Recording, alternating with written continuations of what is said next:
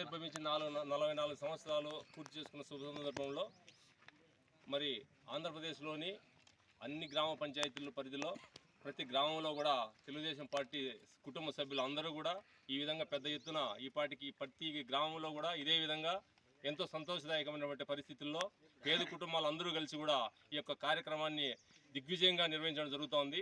అందులో భాగంగానే కదిరి నియోజకవర్గం తలపన మండలం పెద్దన్నవరపల్లి గ్రామ పంచాయతీలో ఇప్పుడు తెలుగుదేశం పార్టీ కుటుంబ సభ్యుల మధ్యలో ఈ యొక్క 44 వసంతాలు పూర్తి చేసుకొని 45వ సంవత్సరానికి అడుగుడుగుతున్న సందర్భంలో అందరూ కలిసికట్టుగా బ్రహ్మాండంగా ఈ యొక్క వసంతాన్ని పూర్తి చేసుకున్నారు.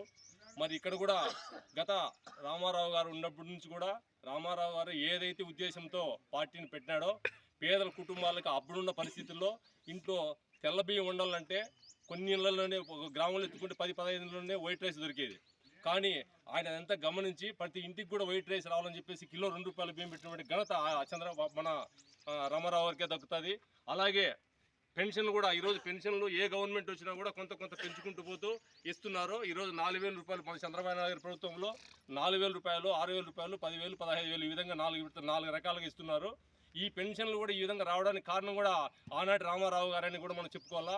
కాబట్టి ప్రతి ఇది కూడా పేద కుటుంబానికి ఏదైతే అవసరం ఉంటుందో అనునిత్యము ఏదైతే మన కుటుంబాలు అవసరం ఉంటుందో అవసరాన్ని గమనించి ఆ రోజు పార్టీ పెట్టడం, పార్టీ పెట్టిన 9 నెలల్లోనే అధికారానికి రావడం అది ఆయన సాటిగా వర్ణించుకోవచ్చు మనం. కాబట్టి అలాంటి పార్టీలో ఉండు ఆయన యొక్క పార్టీ ఆశయాలకు ఆయనకు అనుగుణంగా నడిచినటువంటి కొంతమంది పాత వాళ్ళు ఇక్కడ ఎంతోమంది సీనియర్ నాయకులు ఉన్నారు.